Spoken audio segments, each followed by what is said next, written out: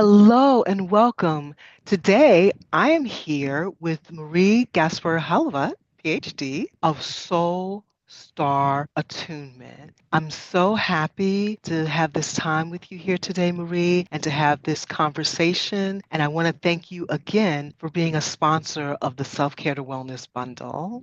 Absolutely. Thank you so much for having me. I'm looking forward to talking with you about this, all the fun things. Yes, yes, no, it's important. So let's just dive right in. What drew you into the world of self-care or stress management in the first place? Dragged is more of Sometimes I we're don't really drag have a kicking and choice, screaming. right? I've been struggling with chronic health issues for decades. It really kind of hit the fan about 7 years ago. I was diagnosed with a severe spinal cord condition and had spinal cord surgery.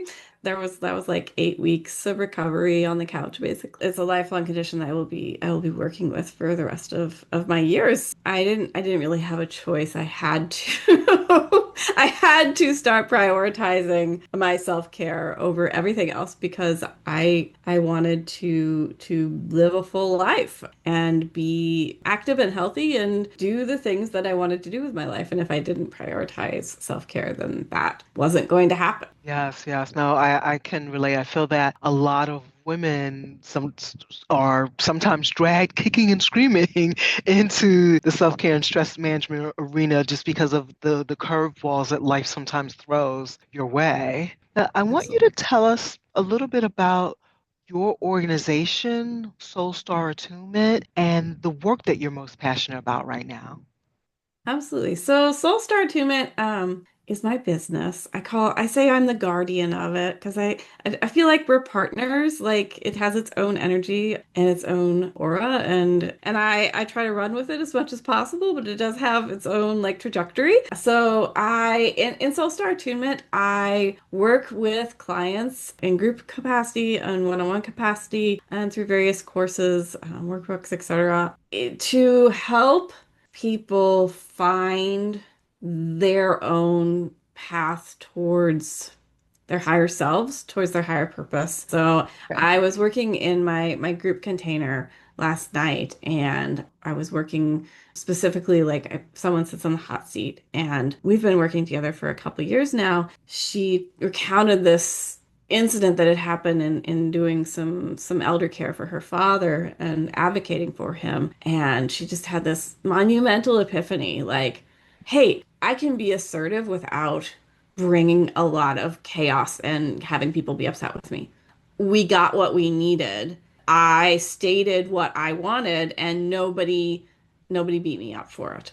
There was no chaos that ensued. Like it was just very calm and everything happened. And I looked back and I was like, "Oh, I have been working with Dr. Marie on this for a while. We've been circling around and around and around, and I am doing this because I have done the work to help the voices inside of me and the energies inside of me move more smoothly, feel more confident, be more stable. And I could do this, whereas I couldn't do that before. So it's not just one thing that I work with people on, it's all the things that are coming up for them and that circle around patterns that repeat, repeat, repeat until suddenly they're not repeating because like we've dislodged and shifted, moved emotions around, allowed energy to move. That's the big picture. I use a bunch of different modalities to bring these transformations about. I work with EFT tapping. Human design is huge for me. I'm bringing human design to everything I do. Is kind of like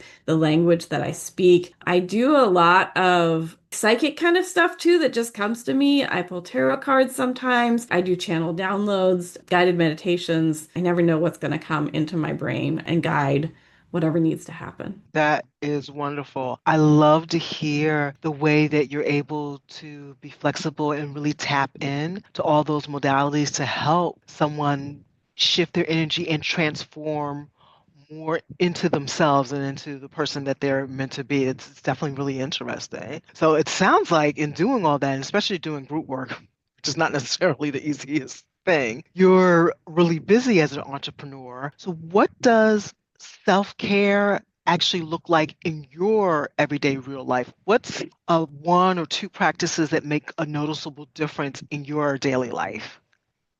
Well, something that's been a non-negotiable for me for decades now has been food, has been what I eat, what I put in my body, and making sure that I am eating only things that support and nourish my body. I found over those decades that I have a whole lot of dietary sensitivities, a lot of particular things that my body does and does not appreciate. Making pretty much all my own food. I don't eat out a whole lot. I do mostly batch cooking, prepping for the week ahead. That is the number one thing that makes that makes many days sustainable that would otherwise be Imagine. not sustainable.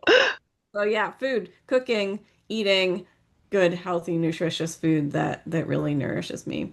And knowing what it is that is, because that has changed. Yeah, as we change and as we go through life and become more and more ageless, our needs change and our body definitely changes as far as what's acceptable to it and what's not. So I could definitely understand that. The next question I have for you is many women, they struggle in all different kinds of ways with self-care and have a difficult time incorporating it into their lives. What do you think is usually happening beneath the surface when women are having a lot of struggles with self-care? This is going to be a tricky one because the human design part of me, like the part that analyzes human design charts, it's like, well, it's going to be different for like Yes. lots of different people. But at the same time, one of the things that we talk about in human design is projection fields. So there's a human design type that's a projector, meaning a lot of people put expectations on them that they don't necessarily have any obligation to fulfill.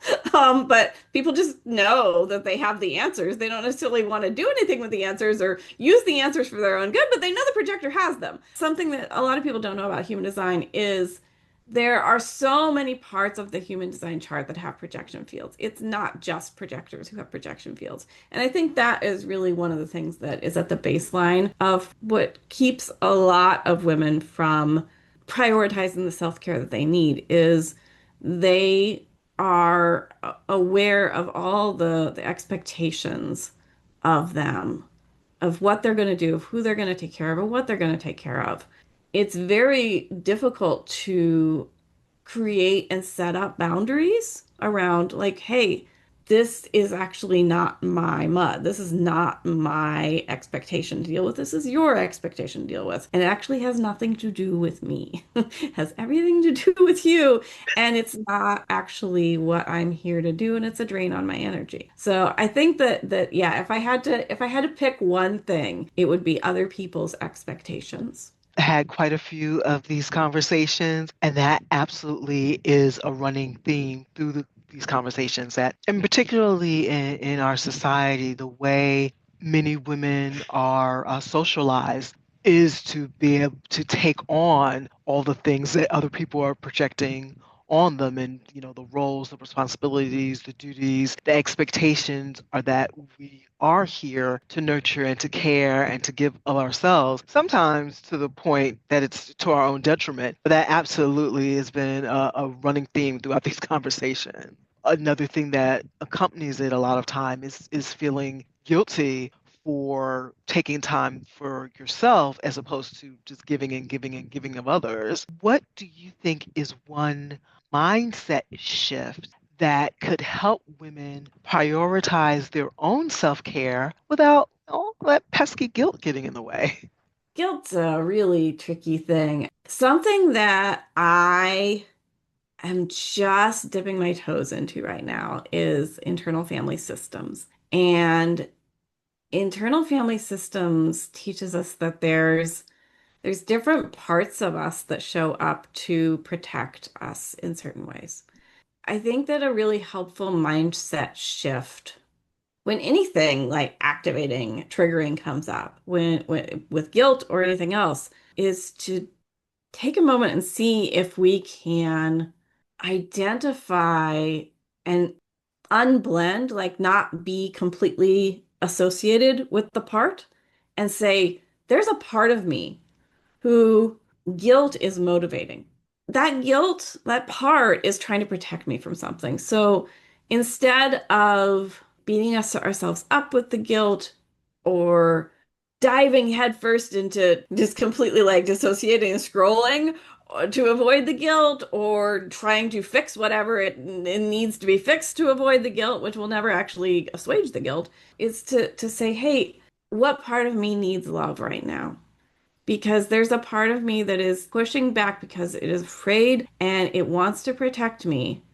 It's probably a part that's from when I was younger. How can I give it more love and attention and listen to it? How can I get more in relationship with it as opposed to pushing it away? When we feel guilty, we're like, I don't want to feel that, Mhm. go away, which is exactly the opposite of what, like, if a child were come to us and push this on us, we would try to reassure them, right? Well, our inner child is coming to us and saying these things, and we're like, go away.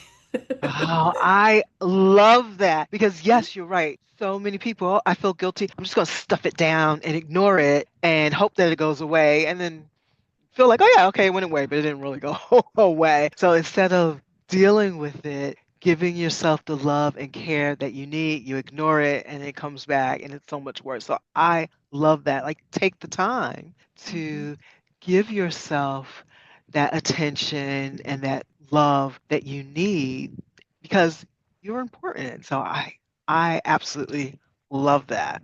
So tell us a little bit about the resource that you contributed to the self-care to wellness bundle. Like, who's it for and what kind of problem does it help solve? Absolutely. So it's called the Let It Go Weekend, and it's a Telegram party. And I have a freebie that's called the Let It Go list. And basically, what we do in this Telegram party, Telegram's like an app you have on your phone, it's a messaging app. We have a group and we hang out and we all do the Let It Go list. It's a little ritual. It's not religious or anything. It's just basic, like, this is stuff that I want to let go of. And it seems very simple, but it's a very powerful event when you actually set aside the time to just do it. And so I guide you through over the course of the weekend. I guide you through the steps of like, okay, this is what you need to do first. Now you need to do this. And then the anybody that wants to participate and share, they can share how the ritual went for them, what came up for them, what's still stuck, like what's tracking, what's not, how things are landing. And it's a great community event. People support each other, people cheer each other on. There are tons of emojis because Telegram has some amazing emojis that we can use.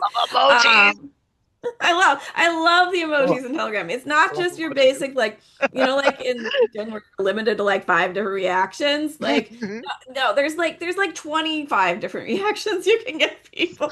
So I love that about Telegram.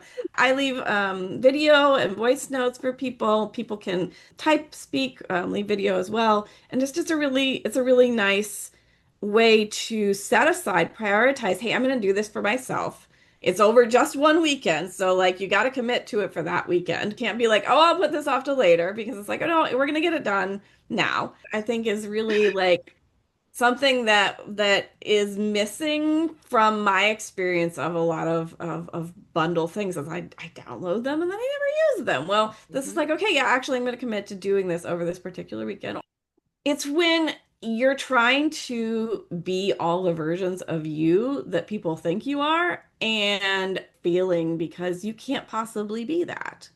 And so you're going to let go of the expectations of all those different versions so that you can find in you what you expect of yourself and what you want for yourself and what is your true inner calling. I love that so much. And ooh, around here, I definitely love a good emoji and a good gift. This sounds incredible. So after someone takes part in this weekend and participates using your resources, what do you hope feels different for them? Well, I hope that they feel like they have managed to participate in a community, that they've been guided to feel more energized, more free, more complete, more in tune and in touch with themselves, as opposed to all the chatter and clutter and emotional stuff that's attached to all these things that they want to let go of. And besides this weekend, in your business, what are you currently building or excited about? And how can people stay connected to you? And the other day, I was like, I need to create a library of EFT tapping sequences. I guide them through a particular sticky thing that I've encountered, like very specific moment in my life or in a client's life.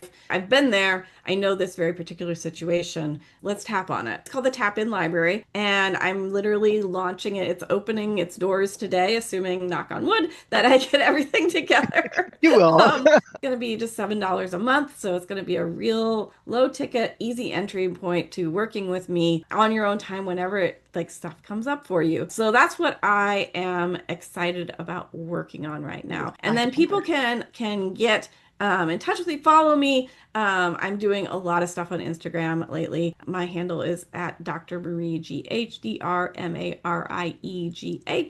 Oh, cool. And what I'm going to do is I'm going to link to all those things somewhere around this video so that people can easily find it and easily keep up and keep in touch with you. So I have one final question for you.